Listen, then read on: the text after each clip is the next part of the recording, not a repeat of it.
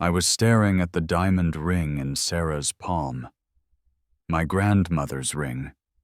The one I'd proposed with 6 months ago, when she said the words that would change everything. Marcus needs it more than we do. Marcus, her business school friend. The one she'd been spending late nights with, perfecting pitch decks and financial models. The one whose startup was apparently more important than our future together. "You're giving him my engagement ring?" I said slowly, my voice eerily calm. "The ring I proposed with. The ring that belonged to my grandmother." "Don't be dramatic, Daniel." Sarah set her wine glass down with that dismissive gesture I'd grown to hate. "I'm not giving it to him. I'm selling it to invest in his company. Neuralink is going to revolutionize AI-powered productivity. He just needs capital for the next funding round." I looked at her, really looked at her, in the dim light of the apartment we'd shared for 3 years. Sarah Chen, venture capital analyst at Redwood Partners, always chasing the next unicorn, always networking at some exclusive event I wasn't invited to. Her sleek bob, her designer athleisure, her effortless confidence that came from a lifetime of privilege. "We talked about this," I said. "I told you my grandmother wore that ring for 50 years. It's not about the money." "Then you shouldn't mind." She smiled, but it didn't reach her eyes. "Besides, you bought it back from your uncle for, what, 8,000? Marcus's round is closing at a 20 million valuation. I'm getting in at the ground floor. When it exits, we'll buy you 10 grandmother rings." "Sarah, we're engaged." "We're engaged." She pushed the ring across the table. "I think we should take a break. You're holding me back, Daniel. You work at a mid-tier product management job. You're comfortable. You don't have ambition." The words hung in the air like poison. "I showed you my pitch deck," I said quietly. 6 months ago. My augmented reality platform for enterprise collaboration." "That fantasy?" She laughed. "Daniel, I see 50 decks a week. Yours was cute, but it's not investable. No traction, no network, no pedigree. You don't have the credentials to raise serious money. Marcus went to Stanford. He worked at Google. He has connections." I felt something crack inside me. Not my heart. That had been breaking slowly for months, through every condescending comment, every time she'd introduced me as just a product manager to her VC friends, every canceled date, because Marcus needed feedback on his roadmap. What cracked was the mask I'd been wearing. "So you're choosing him," I said. "I'm choosing success." Sarah stood up, smoothing her Lululemon leggings. "Look, you're a nice guy. You'll find someone at your level. Maybe someone who works in education or nonprofit. Someone comfortable with comfortable." She headed for the bedroom, leaving the ring on the table. I picked it up, feeling its weight. Then I pulled out my phone and called the one person I'd been avoiding for 6 months. "Daniel?" The voice was sharp, surprised. "It's 11 p.m.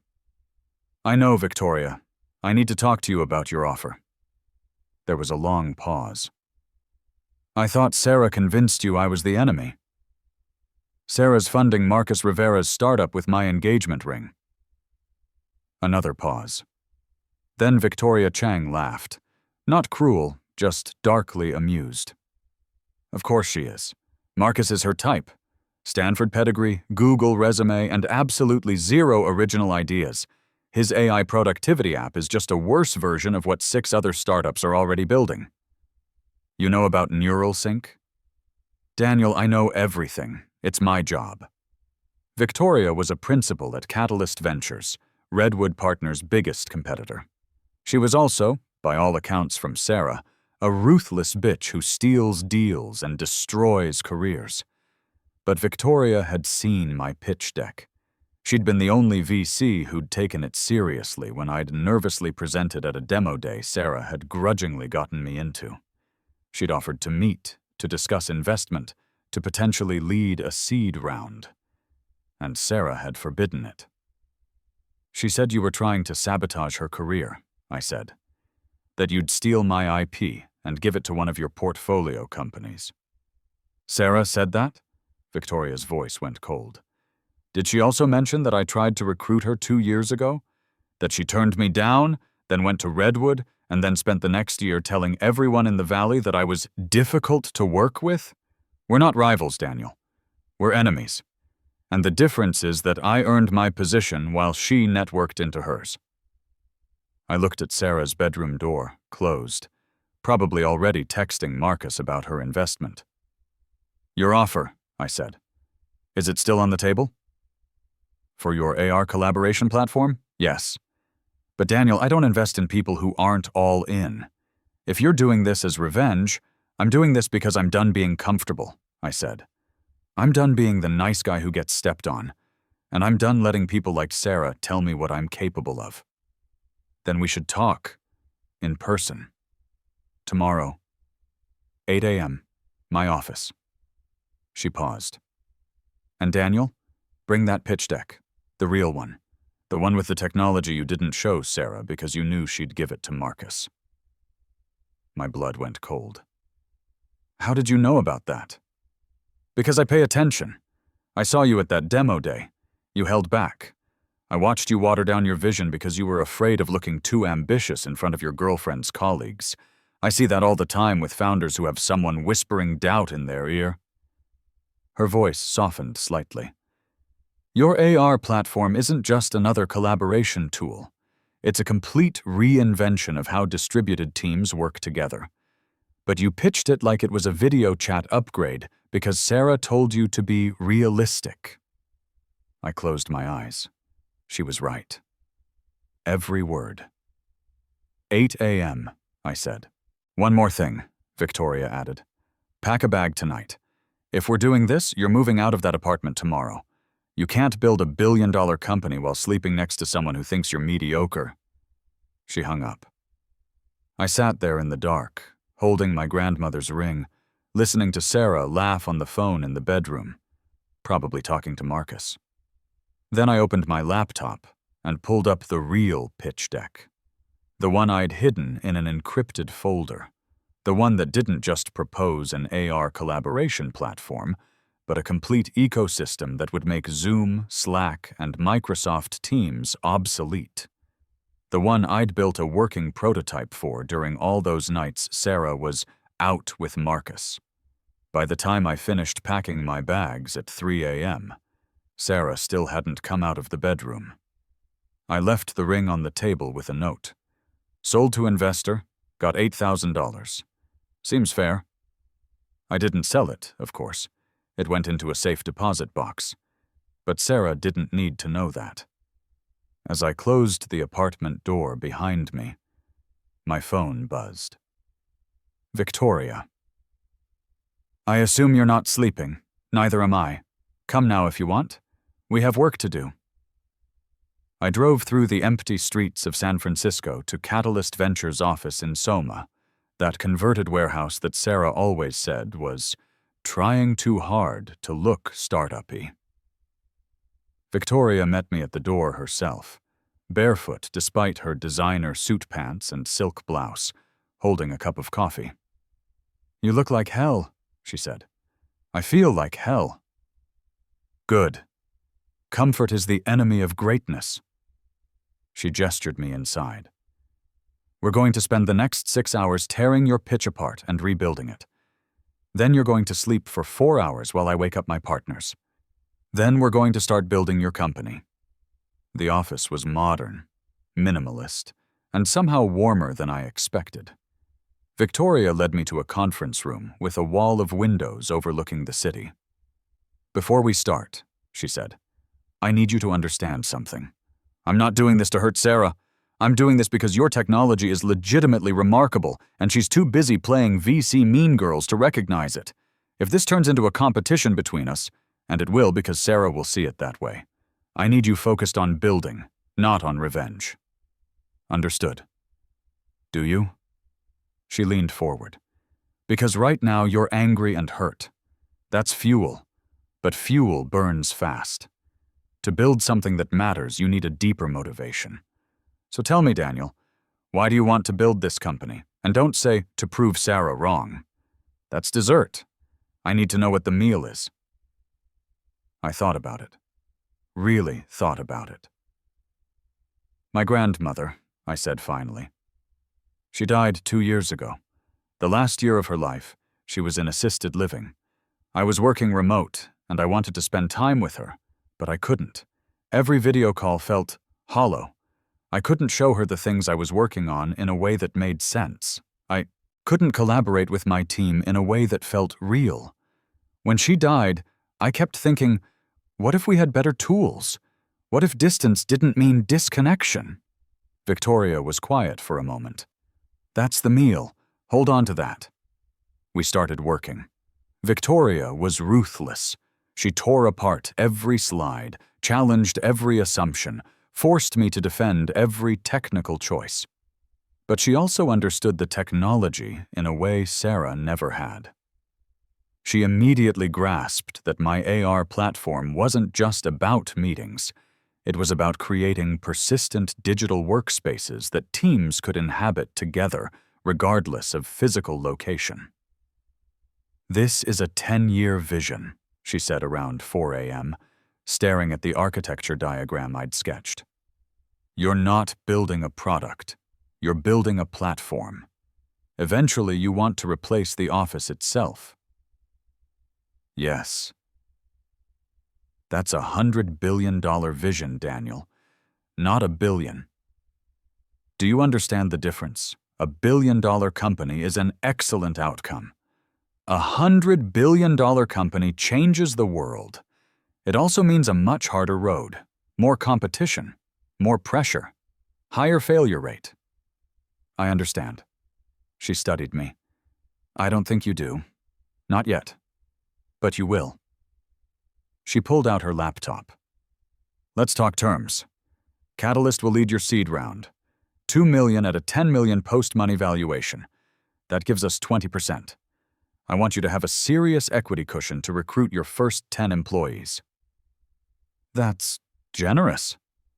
It's strategic. I've seen too many founders get diluted early because they took money from people who don't understand the long game. She started typing. We'll close in 2 weeks. That gives you time to set up the company properly, find office space, and start recruiting. But Daniel, I need you to do something for me first. What? Quit your job today. Not next week. Not after the money clears. Today. I need you to burn the boats. No fallback plan. No safety net. All in. My stomach clenched. That's terrifying, yes. Also necessary. You can't build something extraordinary while keeping one foot in ordinary. She held my gaze. I've been doing this for 12 years. I've backed 83 companies. Exactly 5 became unicorns. You know what they all had in common? Founders who went all in before they could afford to. The sun was rising over the city. My phone buzzed. Sarah, finally awake, probably wondering where I'd gone. I silenced it. Okay, I said. I'll quit today. Victoria smiled. A real smile this time. Then welcome to the hardest year of your life. She wasn't wrong. I quit my job that morning by email. My manager called, confused and worried. I gave him nothing. Just a professional resignation, effective immediately. He mentioned that they'd wanted to promote me to senior PM. I thanked him and hung up. Sarah called 17 times. I didn't answer. Finally, she texted, "Where are you? Where's the ring? Did you actually sell it?" I replied, "I'm starting a company. Don't contact me again." Her response was immediate. "With who? Please tell me you're not working with Victoria Chang. Daniel, she will destroy you. She uses people. Call me." I blocked her number. The next 2 weeks were chaos. Victoria introduced me to her partners, 2 incredibly sharp investors who grilled me for 3 hours before approving the deal. We incorporated Spatial Sync Inc., with me as CEO and founder. Victoria helped me find a small office space in the same building as Catalyst, so I can keep an eye on you.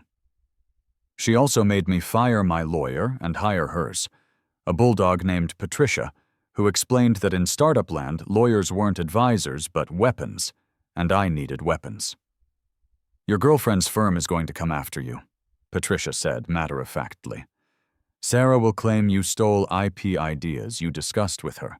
We need to establish a paper trail showing that your core technology was developed independently and before you met her. Can they actually do that? They can try, and trying is expensive. That's why we're going to make it very clear, very publicly, that you're backed by Catalyst. Redwood won't want an open war with us. She was right.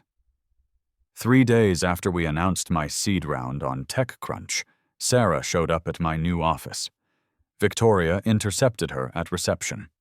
I watched through the glass wall as they faced off. 2 women in power suits, both under 5'5", radiating enough hostility to power the building.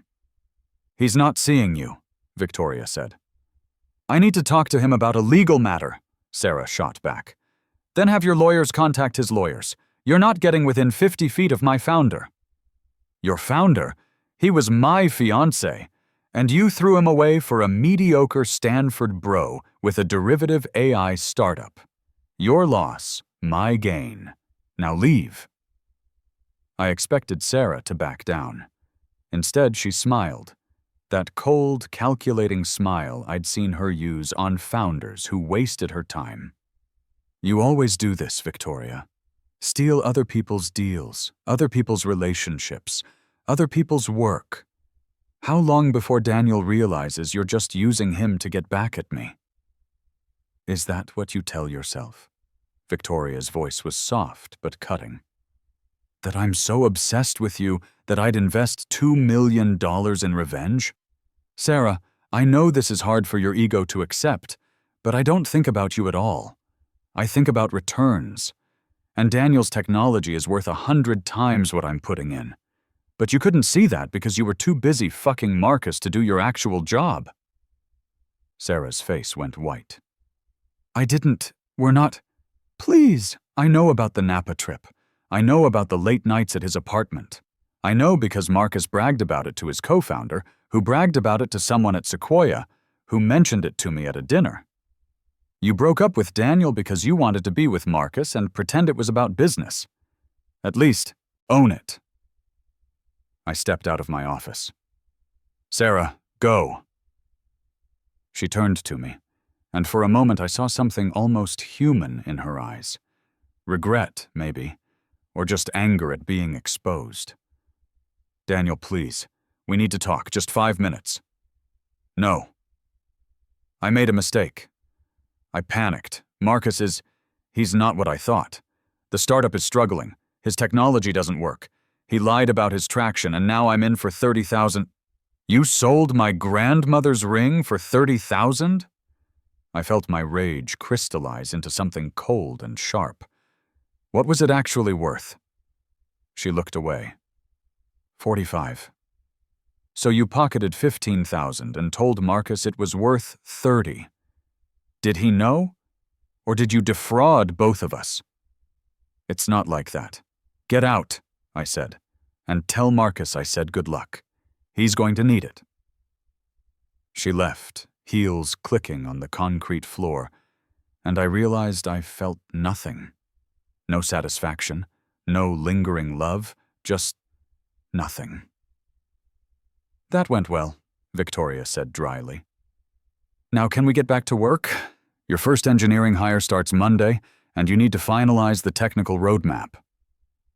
My first engineering hire was Tom Hernandez, a brilliant AR specialist who'd left Meta because he was tired of building dystopian ad delivery systems.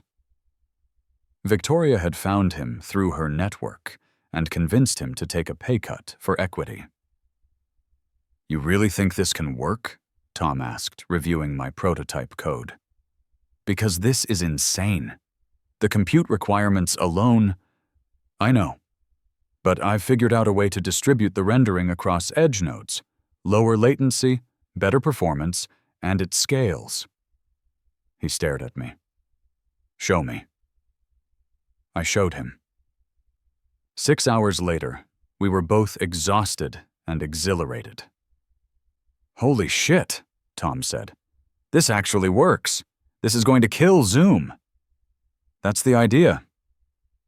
Victoria hired 3 more engineers over the next month, all people she'd been quietly cultivating from big tech companies who wanted to build something meaningful. She also hired a VP of marketing, a fierce woman named Rachel, who'd launched successful developer platforms at 2 previous startups. I don't understand marketing, I admitted to Rachel on her first day. Good. That means you won't micromanage me. Let me do my job. She smiled. Victoria says you have a vision. My job is to make sure the world hears it. We worked like demons, 18-hour days, 7 days a week. The office became our home. Victoria was there almost as much as we were, attending our daily stand-ups, challenging our decisions, pushing us to think bigger. You're building a collaboration platform, she said during one particularly heated debate about features. But what you really need to understand is that you're building the future of work. That means you need to solve problems people don't even know they have yet. Like what? Rachel asked. Like the fact that distributed teams lack trust because they can't read body language. Like the fact that time zone differences create information silos. Like the fact that video calls are exhausting because they're not actually human interaction, they're performed interaction. Victoria pulled up a whiteboard. Your platform needs to make distance feel like presence, not in an uncanny valley VR way, in an augmented reality way that feels like magic. She was right. We refocused our roadmap around trust, presence, and seamless collaboration. 3 months in, we had something that actually worked. Not just a demo, but a real product that small teams could use. And then something unexpected happened. One of our test users, a design agency in Portland, posted a video on Twitter. They'd used Spatial Sync to collaborate on a client pitch, with team members in 3 different cities appearing as lifelike holograms around a shared digital workspace. The video went viral. 1 million views in 48 hours. My phone exploded. Press requests, investor inquiries, angry messages from Sarah accusing me of stealing her contacts. I hadn't. And a voicemail from Marcus Rivera. I almost deleted it. But curiosity won. Daniel, hey, it's Marcus. He sounded tired. Look, I know things are weird between us. Sarah told me what happened. I just want to say, no hard feelings, man. Your product looks sick. I'd love to grab coffee and talk about maybe partnering. Neural Sync could integrate with Spatial Sync. We could help each other. I played the voicemail for Victoria. She laughed. He wants to partner because his startup is failing and he needs a life raft. Sarah probably put him up to this. Should I respond? Absolutely not. But watch, within a week, Sarah will reach out with an investment offer from Redwood. They'll see you as competition now. They'll want to own a piece of you to control you. 5 days later, my lawyer forwarded me an email from Redwood Partners. They wanted to lead our Series A at a $50 million valuation. Victoria was right again. $50 million is insulting, Tom said when I showed the team. We've had enterprise inquiries from Fortune 500 companies. Our technology is worth 10 times that. It's also strategic, Victoria said. She'd joined our weekly team meeting at my invitation. If you take money from Redwood, Sarah becomes your investor. She gets a board seat. She gets oversight. She gets to be part of your success story after betting against you. Is that what you want? It wasn't. We declined Redwood's offer and instead took meetings with Tier 1 VCs. Sequoia, Andreessen Horowitz, Benchmark. Every partner who'd ignored me 6 months ago suddenly wanted to meet the overnight success. Victoria coached me through each pitch. Don't be humble. Humble doesn't raise hundreds of millions. Show them that you're building something that will make current collaboration tools look like fax machines. We closed our Series A with Andreessen Horowitz at a $200 million valuation, $20 million in funding. Victoria got her board seat. I retained 60% of the company. Sarah sent me a congratulatory email that dripped with passive aggression. So proud of how far you've come. Would love to catch up and hear about your journey. Maybe we can grab coffee and I can offer some advice. I've been mentoring a lot of young founders lately. Young founders. As if I was a child she'd helped nurture instead of the man whose dreams she'd dismissed. I didn't respond. Instead, I focused on scaling. We hired aggressively, 50 employees by month 6, 100 by month 9. We signed our first Fortune 500 customer, a massive pharmaceutical company that wanted to connect their global research teams. Then another, then 5 more. The press loved our story. The startup that's killing Zoom. From heartbreak to $100 million valuation. The founder who built an empire after his fiancée left him. I hated the narrative. It made it about Sarah when it should have been about the technology, the team, the vision. But Rachel convinced me to lean into it for marketing purposes. People love a redemption story, she said. Let them have it. What the press didn't know was that Victoria and I had become genuine friends. Not romantic, we were both too focused on building for that, but partners in the truest sense. She understood what drove me. She pushed me when I needed pushing and protected me when the sharks circled. "Why are you doing this?" I asked her one night, working late in the office. "I know it's not just returns. You could have invested in easier companies." She was quiet for a long moment. When I was starting out in VC, I had a boyfriend, very successful, very confident. He worked at a competitor fund. I showed him a deal I was excited about, this scrappy female founder building supply chain software. He laughed, said women couldn't build enterprise infrastructure, said I was being emotional, seeing myself in the founder, said I should pass. What did you do? I invested anyway. He broke up with me, said I was too difficult, too ambitious. That startup exited for $800 million 3 years later. Best return of my career. She smiled. His fund passed. It's one of their biggest regrets. And now every time I back a founder that someone else dismissed, I think of him. Is that why you helped me? No. I helped you because your technology is brilliant and you're willing to do the work. But seeing Sarah's face when I told her I invested, that was a bonus. Year 2 was when things got serious. Microsoft tried to acquire us for $1.5 billion.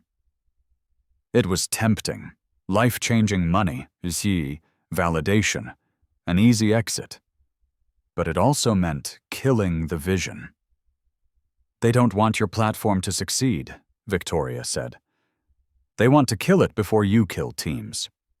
You take this deal, and Spatial Sync becomes a feature in their product suite. It gets watered down, deprioritized, eventually shut down. Is that what you want? I thought about my grandmother, about the vision of truly connecting people across distance. No. We declined Microsoft. The press called me crazy. Our board was split. Some thought we should have taken the money. But Victoria backed me, and that was enough. Instead, we raised a Series B at a $2 billion valuation. Then we went global. Offices in London, Singapore, Tokyo. Partnerships with Samsung and Apple to integrate Spatial Sync into their devices. Enterprise contracts with half the Fortune 500. And somewhere in that chaos, I heard that Neural Sync had shut down. Marcus had burned through his funding trying to compete with established players. His technology didn't scale. His team quit. Sarah had lost her entire investment, and apparently Redwood had nearly fired her for backing such an obvious dud. I felt nothing about Marcus. But Sarah... I couldn't help checking her LinkedIn. She'd left Redwood Partners and joined a smaller fund. A step down. Her bio no longer mentioned the big exits she'd been adjacent to. The comments on her posts had dried up. Meanwhile, Victoria had become one of the most powerful VCs in Silicon Valley, largely on the success of SpatialSync. Catalyst had raised a new fund, $800 million, and Victoria was leading it. She was on magazine covers, giving keynote speeches, mentoring the next generation of founders. And Sarah? Sarah was no longer relevant. Part of me, a small, petty part, wanted to reach out, to rub it in, to show her exactly how wrong she'd been. But I didn't, because that would mean I was still thinking about her, and I wasn't. I was thinking about what came next. Year 3 brought challenges I hadn't anticipated. Competition from Google, which launched its own AR collaboration platform. A patent lawsuit from a troll company that Victoria helped us crush. Scaling pains as we grew past 500 employees. The pressure of being a unicorn, with everyone watching for signs of failure. But it also brought breakthroughs. We launched SpatialSync 2.0, which used AI to create persistent digital workspaces that learned from team behavior. We signed a partnership with the United Nations for distributed humanitarian coordination. We helped hospitals collaborate across continents during medical emergencies. The platform became what I'd always envisioned, not just a tool, but a fundamental shift in how humans worked together. And then, at a tech conference in Las Vegas, I ran into Sarah. I was doing a keynote about the future of work. She was in the audience. I saw her in the third row, watching me with an expression I couldn't read. After my talk, she waited by the stage exit. "Daniel, you were incredible up there." "Thank you. I mean it. What you've built, it's everything you said it could be. I was wrong. About all of it." I studied her. She looked different. Tired. The confidence had been replaced by something that looked almost like humility. "Why are you telling me this?" I asked. "Because I owe you an apology. I was cruel. I was dismissive. I chose Marcus because he looked like success instead of recognizing that you were the real thing." She smiled sadly. Victoria was right about me. I was playing venture capital instead of actually doing it. I missed the best deal of my career because I was too busy trying to impress the wrong people. "What do you want, Sarah?" "Nothing. I just wanted to say I'm sorry, and that I'm glad you proved me wrong. You deserved better than how I treated you." She walked away before I could respond. I stood there, feeling something. Not forgiveness, exactly. Not closure. Just the strange sensation of a chapter ending. Victoria found me 10 minutes later. "I saw Sarah. Are you okay?" "Yeah. Actually, I think I am." "Good. Because we need to talk about going public. Morgan Stanley wants to lead the IPO." I laughed. Because of course they did. Of course we were at that point already. The scrappy startup had become a juggernaut so fast that I'd barely had time to process it. "What valuation are they projecting?" I asked. $15 billion at IPO.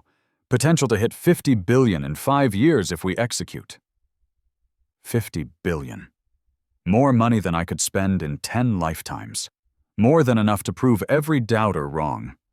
More than Sarah could have ever imagined when she dismissed my cute pitch deck. But the number didn't matter. Not really. What mattered was that we'd built something real. Something that changed how millions of people worked. something that would outlast the drama and the hurt and all the petty relationship politics that had started this journey. "Let's do it," I said. The IPO process took 6 months. Mountains of paperwork, regulatory compliance, roadshows where we pitched institutional investors. Victoria was with me through all of it, a steady presence in the chaos. The night before we went public, she took me to dinner at an absurdly expensive restaurant in Manhattan. "Last chance to back out," she said, only half joking. "Why would I back out?" "Because after tomorrow, everything changes. You'll be a public figure, a billionaire on paper. Every decision scrutinized, every relationship questioned. It's a different kind of pressure." "I know. Do you?" She leaned forward. "Daniel, I've seen this destroy people. The money, the attention, the constant demands. Founders who lose themselves in the role, who forget why they started, who burn out or sell out or just disappear into their own myth." "Is this a pep talk?" She smiled. "It's a warning from someone who cares about you.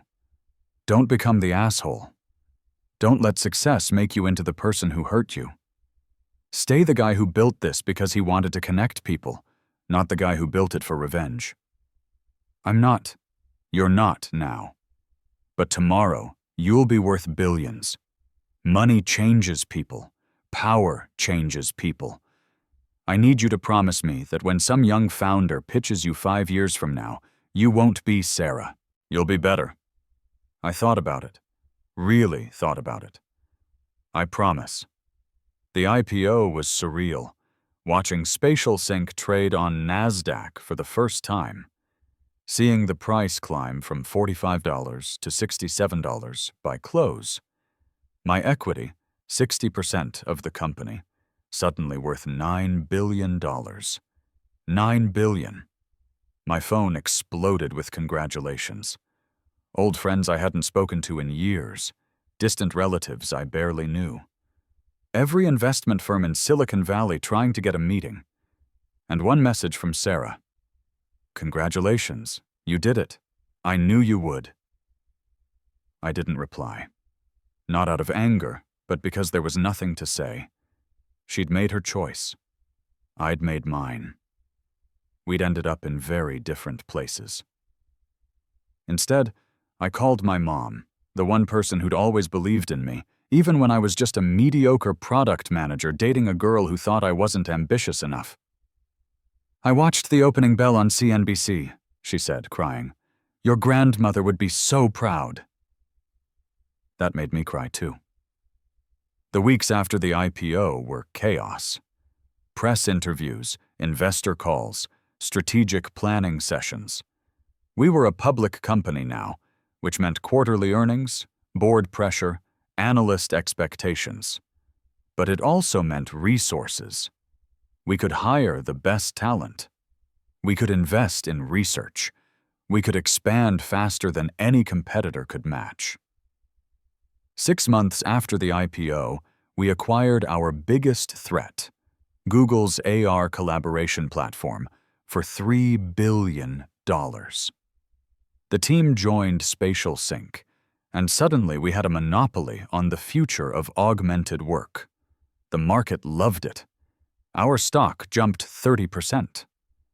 I was now worth $15 billion. $15 billion. It was obscene. It was more than anyone needed. But it was also proof, undeniable proof, that Sarah had been catastrophically wrong. Not that I was tracking her anymore. Honestly, I wasn't. But Victoria was. Sarah left venture capital, she told me over coffee. She's working at a startup now, Series B company, director of business development. Decent role, but not what she once was. Why are you telling me this? Because she's applying to SpatialSync for a senior BD position. I stared at Victoria. You're joking. I'm not. HR flagged it because of your history. They want to know if it's an automatic rejection. My first instinct was yes. Obviously, yes. The woman who'd destroyed my confidence and dismissed my dreams had no place in the company I'd built from those ashes. But then I thought about Victoria's warning. Don't become the asshole. Give her a standard interview process, I said. If she's qualified and not a culture fit problem, hire her. If she's not, reject her. But don't make it personal. Victoria raised an eyebrow. You're sure? I'm sure. This company is bigger than our past. If she can contribute, great. If not, she'll wash out on her own merit. Sarah didn't get the job. Not because I blacklisted her, but because she wasn't qualified for the role we needed. The hiring manager, who didn't know our history, said she interviewed poorly, seemed uncertain about her own skills, and couldn't articulate why she wanted to work at Spatial Sync specifically. I felt a twinge of something. Not quite sadness. More like the recognition of a life that had diverged completely from mine. She'd made a choice. So had I. We'd both lived with the consequences. Year 5 post-IPO, Spatial Sync hit $50 billion in market cap. We had offices in 30 countries, 2,000 employees, partnerships with governments, universities, NGOs. Our platform was teaching kids in remote villages, connecting doctors across continents, helping researchers collaborate on climate solutions. I was 34 years old and one of the wealthiest people on the planet. And I was happy. Not because of the money, though I won't lie, it was nice, but because we'd built something that mattered. Something that connected people. Something that would have let me spend real, meaningful time with my grandmother if it had existed 5 years earlier. Victoria stepped down from the board that year. You don't need me anymore, she said. You haven't for a while. That's not true. It is, and that's good. I backed you because you were brilliant and dismissed. Now you're brilliant and recognized. My work is done. She smiled. Plus, I have 12 other portfolio companies that need me. I can't hover over you forever. Will we stay friends? Of course, but friends who grab dinner once a month, not friends who text at 3 a.m. about cap tables. You've graduated. She was right. I had graduated. From heartbroken ex-fiancé to product manager to founder to CEO to tech billionaire.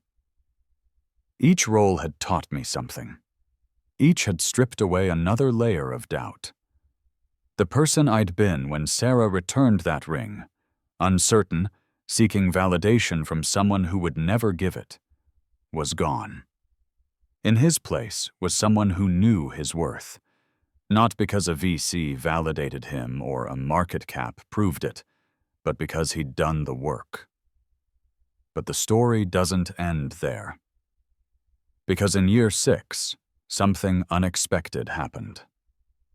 A young founder reached out to me through LinkedIn. 23 years old, brilliant technical chops, zero pedigree. She was building an AI platform for elderly care that would help isolated seniors stay connected to family through intuitive technology. Her pitch deck was rough. Her financial projections were overly optimistic. Her go-to-market strategy needed work. But her vision was pure and personal. Her grandmother had died alone during COVID, and she wanted to make sure no one else's grandmother suffered the same fate. I took the meeting. She was nervous, over-apologetic, clearly expecting to be dismissed. The VCs she'd pitched to had told her the market was too small, the problem too niche, the technology too ambitious for someone without a Stanford degree.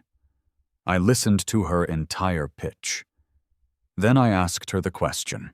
Victoria had asked me, "Why do you want to build this?" She told me about her grandmother, about the guilt of not being there, about the vision of using technology to bridge not just distance, but also the complexity gap that left elderly people isolated from modern communication tools. Everyone says it's impossible, she finished. They say old people won't adopt new technology, that the market's too hard to reach, that I should pivot to something more commercial. What do you say? I asked. I say they're wrong. I say my grandmother was brilliant and curious and would have loved to FaceTime with us if it wasn't so confusing. I say there are millions of people like her who are left behind because the tech industry only builds for young people. She met my eyes. And I say that if no one else will fund this, I'll find a way to build it anyway, even if it takes me 10 years. I smiled. Tell me about your technical architecture, I said. The real one, not the simplified version you put in your deck because you thought investors wouldn't understand. Her eyes widened. Then she pulled out her laptop and showed me. 2 hours later, I wrote her a check for $2 million. This is a seed round, I told her. Standard terms, founder-friendly. Use it to hire engineers, build your MVP, and prove the concept. Come back in a year and show me traction. She stared at the term sheet, tears forming. Why are you doing this? You don't know me. I have no track record. Because 6 years ago, someone took a chance on me when everyone else said I wasn't worth the risk. Because your grandmother deserved better and so does mine, retroactively. I stood up. Build something great. Prove everyone wrong. And when you make it, and you will make it, find the next founder everyone's dismissing, and give them the same chance. She nodded, unable to speak. As she left, I thought about the chain of belief that had led me here. Victoria believing in me. Me believing in this founder. Her, someday, believing in someone else. That was the real victory. Not the billions, not the vindication, but the ability to be the person I'd needed when I was at my lowest. I never saw Sarah again after that conference. I heard through the Valley grapevine that she'd moved to Austin, married a lawyer, left tech entirely. I hoped she was happy. I genuinely did, because my story was never really about her. It was about a guy who got knocked down and chose to build something instead of staying bitter. About finding partners who believed in you when you didn't believe in yourself. About turning pain into purpose. The ring, my grandmother's ring, stayed in that safe deposit box for years. Then, one day, I took it out and donated it to a museum exhibition about the history of tech entrepreneurship. They displayed it with a placard.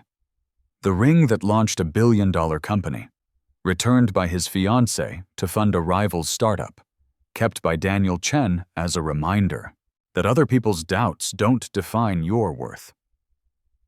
Thousands of people saw that exhibition. Hundreds of founders told me it inspired them. And somewhere, I liked to think, my grandmother was smiling. Not because I was a billionaire, but because I'd built something that connected people. Because I'd taken the loneliness she'd felt in her final years and transformed it into technology that brought others together. Because I'd turned the worst moment of my life into the best thing that ever happened to me. That's the thing about betrayal. It can destroy you, or it can forge you into something stronger. Sarah chose Marcus. I chose to build. She funded his startup with my ring. I built a billion-dollar company with her rival. And in the end, we both got exactly what we deserved. But the story I tell young founders now isn't about revenge. It's about resilience. About finding partners who elevate you instead of diminishing you. About trusting your vision even when someone you love tells you it's not good enough. Because the truth is, Spatial Sync's success had nothing to do with proving Sarah wrong, and everything to do with proving myself right. About my technology, my vision, my ability to do the work. Victoria understood that from day one. That's why she invested. Not to hurt Sarah, but to back someone who had something real. And that's the lesson I pass on now. Find the people who see you for what you are, not what you lack. Build partnerships on mutual respect, not need. And never, ever let someone else's limited vision become your ceiling. 10 years after Sarah returned that ring, Spatial Sync was worth $100 billion. We'd revolutionized remote work, enabled distributed teams across every industry, and fundamentally changed how humans collaborated across distance. I was 40 years old, one of the richest people in tech, and genuinely happy. Not because I'd won some imaginary competition with my ex-fiancée, but because I'd built something meaningful, something that would outlast me, something my grandmother would have been proud of. The day we hit the 100 billion milestone, Victoria called me. "Remember when I said this was a $100 billion vision?" she said. "I remember." "I undersold it. You're going to hit 200 billion within 5 years. And Daniel, I'm proud of you. Not for the money, for staying true to the vision even when it was hard." "I couldn't have done it without you." "Yes, you could have. But I'm glad you didn't have to." She paused. "By the way, that founder you backed? The elderly care platform? She just raised her Series B at a 300 million valuation. Her product is remarkable." I smiled. "I know. She sent me the deck. I'm investing again." "Of course you are." Victoria laughed.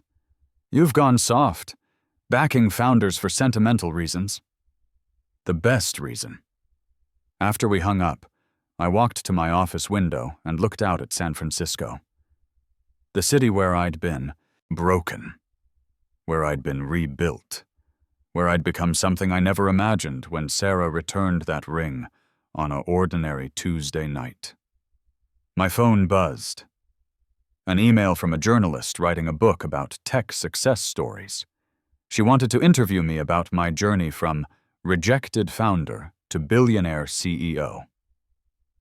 I almost declined. But then I thought about all the founders out there right now, sitting across from partners who dismiss them, lovers who underestimate them, investors who can't see past pedigree and pattern matching. I wrote back, "I'll do the interview on one condition. The story isn't rejected founder to billionaire CEO. It's dismissed founder who found the right partner and built something that mattered. The success wasn't revenge. It was resilience." She agreed. Because that's the truth. The real story. Not the sensational headline about stealing someone's rival or proving an ex wrong, but the quieter, harder truth about picking yourself up, finding people who believe in you, and doing the work. Sarah returned my ring to fund his startup. I built a billion-dollar company with her rival.